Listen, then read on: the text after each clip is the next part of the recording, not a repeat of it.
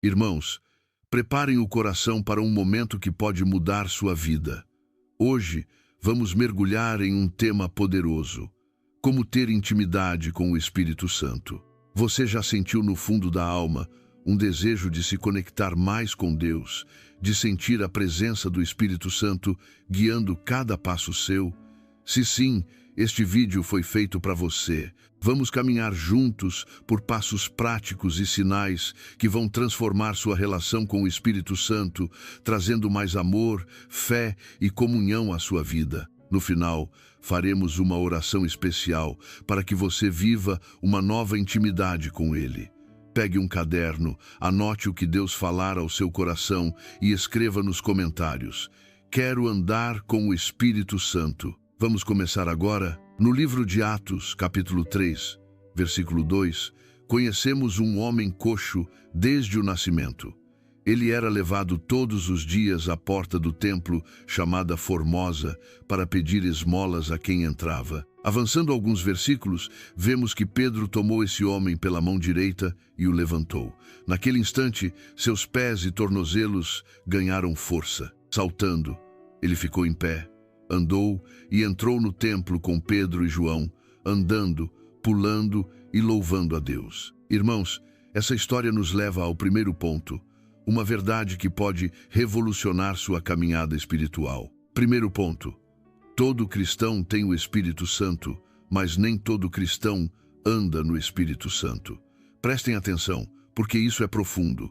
Muitos na igreja moderna parecem ter criado uma nova trindade: Deus Pai, Deus Filho e as Escrituras, esquecendo o Espírito Santo.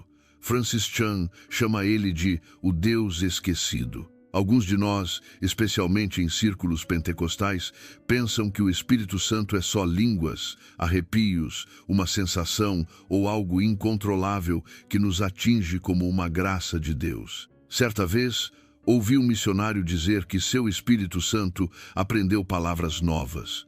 Irmãos, o Espírito Santo não aprende nada, ele é Deus. Outros veem o Espírito Santo como um tio estranho, excêntrico ou louco. Mas o Espírito Santo não é estranho. Ele é poderoso, selvagem, mas nunca esquisito. Às vezes, as pessoas usadas por ele parecem peculiares, mas o Espírito Santo é Deus. Voltemos ao homem coxo. A Bíblia diz que ele nasceu com pernas, mas não as usava para andar. Ser coxo não significava não ter pernas, mas não andar com elas. As Escrituras contam que Pedro e João se aproximaram e pediram que ele olhasse para eles. Eles não oraram para que ele tivesse pernas, mas para que as pernas que ele já tinha ganhassem força. E ele andou, entrando no templo. Anote isso, irmãos. Todo cristão recebe o Espírito Santo na salvação, mas nem todos andam no Espírito Santo. Existem cristãos que chamo de coxos, não no sentido espiritual, mas porque têm o Espírito Santo, mas rastejam na carne sem usar o poder que já receberam. Pense nisto: quando você nasceu, suas pernas vieram no dia do nascimento. Não chegaram pelo correio anos depois, nem quando você disse mamãe ou papai. As pernas estavam lá, mas aprender a andar levou tempo. Muitos pensam que andaram desde sempre, mas pergunte à sua mãe: você rastejou antes de andar? Por isso, Paulo diz aos cristãos que têm o Espírito Santo, em Gálatas, capítulo 5, versículo 16: andem no Espírito. Isso não acontece automaticamente. Você pode ter o Espírito Santo e ainda rastejar na carne. O que acontece quando você não usa suas pernas? Você se apoia nas mãos. Suas pernas foram feitas para sustentar o peso do corpo. Você pode carregar uma mochila nos ombros porque suas pernas suportam o peso. Você se move do ponto A ao ponto B com rapidez por causa das pernas. O Espírito Santo não foi dado só para melhorar sua oração, mas para transformar sua vida. Ele leva você do ponto A ao ponto B, adiciona o sobrenatural ao natural, dá poder para testemunhar e traz o fruto do Espírito, para que você não viva rastejando na carne, dependendo de suas habilidades, educação ou conexões. Em Zacarias, capítulo 4, versículo 6, o Senhor diz: não por força, nem por poder, mas pelo meu Espírito. Isso significa que podemos andar no Espírito Santo. E ele sustenta nossa vida, nossas dores, inseguranças, desafios e problemas em casa. Recebemos o Espírito na salvação, mas ele nos enche quando nos rendemos. Assim como aprendemos a andar com prática, andar no Espírito vem com rendição. Irmãos, segurem-se, porque o próximo ponto vai tocar ainda mais fundo. Segundo ponto. O Espírito Santo deseja um relacionamento com você mais do que você deseja com ele. Deixe essa verdade penetrar sua alma. Muitas vezes, entendemos que o Espírito Santo é santo, precioso, que encheu, guiou e capacitou Jesus. Foi por ele que Jesus ofereceu sua vida como sacrifício ao Pai. Esse mesmo Espírito Santo quer um relacionamento com você. Não é algo que li nas redes sociais, está na Bíblia, em 2 Coríntios, capítulo 13, versículo 14. A graça do Senhor Jesus Cristo, o amor de Deus e a comunhão do Espírito Santo estejam com todos vocês. Quantos já ouviram isso ao fim de um culto? Aprendi esse versículo aos 3 anos. Aos 9, ele me alegrava, mas não pelo motivo certo. Eu sabia que o culto estava acabando e logo viria a comunhão com os irmãos. Mais tarde, descobri sua riqueza. Vamos entender de forma simples. A graça de Jesus é receber o que não merecemos. Salvação, justiça. Muitos confundem graça com misericórdia. Misericórdia é não receber a multa. Graça é receber um presente. Você está dirigindo rápido, um policial para você. Misericórdia é não levar a multa. Graça é receber um cheque. Deus abençoe os policiais, mas nunca recebi graça de um, só misericórdia, pela qual orei. A graça vem só de Jesus. Ninguém mais pode dar o que não merecemos. A graça de Jesus Cristo e o amor de Deus. Em João, capítulo 3, versículo 16, lemos: porque Deus amou o mundo de tal maneira que deu seu Filho unigênito, para que todo aquele que nele crê não pereça, mas tenha a vida eterna. É como se Jesus nos desse graça, e nós, agradecidos pela salvação, ouvíssemos Deus, o Pai, dizer: Filho, venha cá, quero cobrir você com meu amor. Por que isso importa? Muitos crescemos sem sentir amor. Eu tive um pai incrível, o melhor que poderia pedir, mas ele não era muito carinhoso. Como adolescente e jovem líder na igreja, lutei para conquistar a aprovação dele. Ele não me odiava, mas eu não sentia seu orgulho. Tentava tirar esses pensamentos da mente. Toda criança deseja ser amada por seus pais, e fazíamos coisas para agradar eles. Lembro-me de tentar agradar meu pai de todas as formas. Ele é ótimo em construção, eu sou péssimo. Quanto mais tentava, mais quebrava tudo. Um dia, ele me afastou de uma obra dizendo: Filho, vá orar, faça qualquer coisa, só saia daqui. Isso doeu profundamente. Aos 23 anos, eu impactava pessoas, mas não sentia o afeto do meu pai. Sentia que ele gostaria se eu fosse caminhoneiro ou dono de uma construtora. Um dia, minha esposa e eu fomos a um restaurante japonês, 1 ano após nosso casamento. Eu gosto de lugares com aperitivos generosos, mas ali o aperitivo era tão pequeno que não saciava minha fome. Com fome, pedi outra porção. Minha esposa disse: Olha à esquerda, seu pai está lá. Vi meu pai com um pastor. Disse a minha esposa: Que Deus abençoe você, mas agora preciso focar. Meu pai veio e disse: Filho, venha, quero apresentar você a esse pastor famoso. Fiquei feliz, sentindo-me valorizado. Sentei-me, ainda faminto, e o pastor perguntou: Quem é esse jovem? Meu pai respondeu: É meu filho, ele lidera a juventude da igreja. O pastor disse: Seu filho é pastor, um jovem pastor?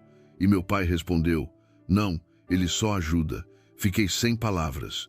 Meu estômago doía, minha cabeça girava, mas continuei comendo, pensando que a fome talvez amenizasse a dor. Voltei para casa e as palavras ecoavam: Seu filho é pastor? Não, ele só ajuda. Sentia que não atendia às expectativas do meu pai. Fui dormir, mas acordei às 3 da manhã, perturbado. As palavras não saíam da mente. Comecei a orar e como pentecostal tentei expulsar demônios, mas nada funcionava.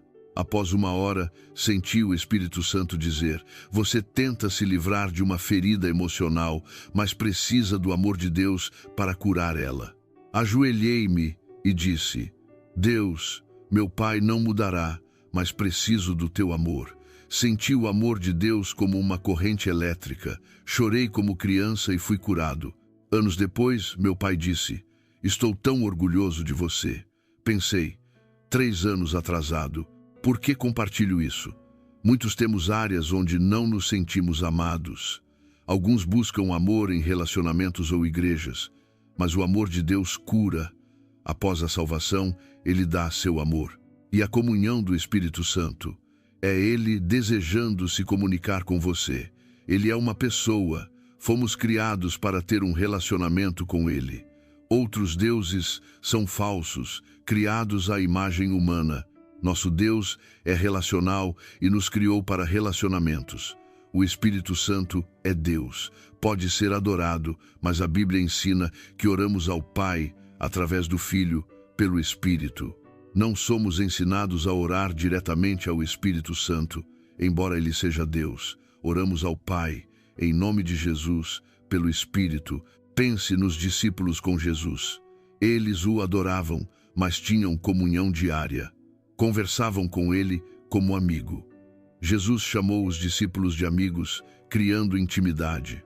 Ele disse que outro viria, igual a ele, para continuar o relacionamento sem limites de tempo ou espaço. Podemos falar com o Espírito Santo como os discípulos falavam com Jesus.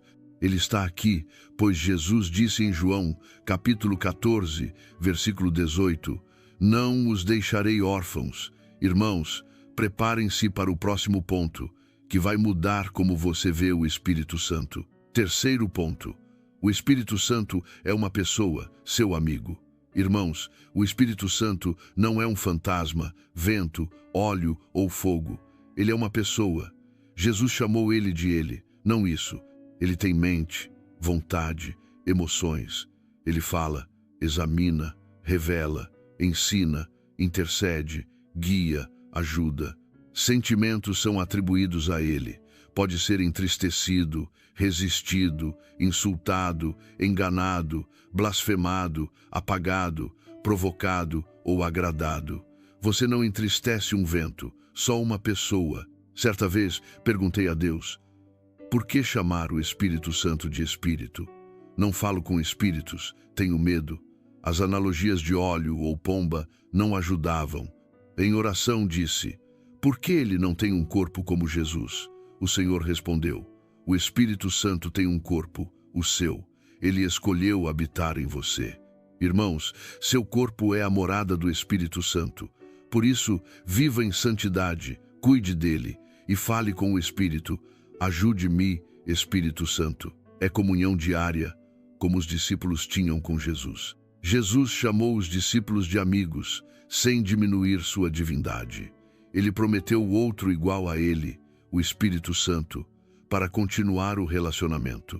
Você pode falar com o Espírito Santo como os discípulos falavam com Jesus.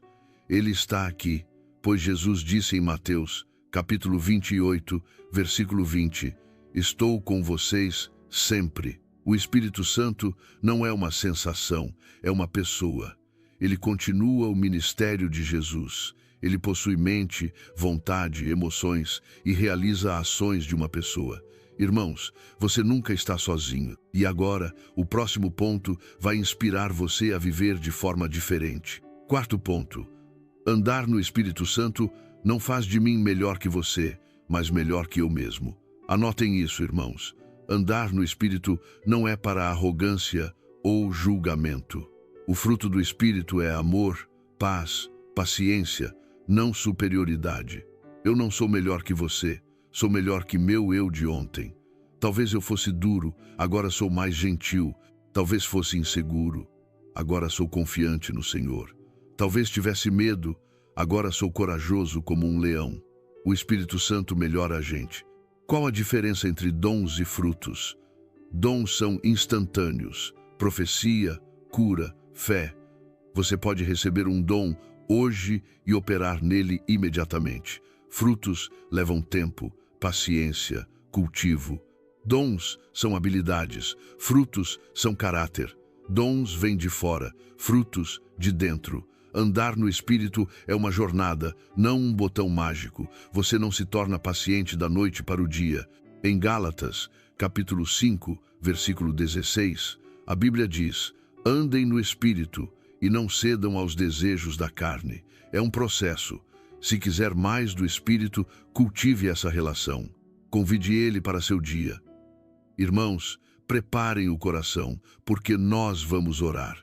Pai, agradecemos pelo Espírito Santo, por sua comunhão, por habitar em nós, por ser nossa força e consolo. Oramos para que todos que desejam mais do Espírito Santo sejam guiados por ele. Remove os obstáculos que impedem a gente de andar no Espírito.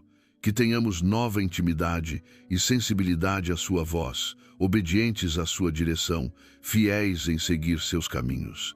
Em nome de Jesus. Amém. Irmãos, espero que este vídeo tenha tocado seu coração e aproximado você do Espírito Santo. Se Deus falou com você, escreva nos comentários. Quero ter intimidade com o Espírito Santo. Inscreva-se no canal, ative o sininho e junte-se a nós nessa jornada. Que Deus abençoe sua vida.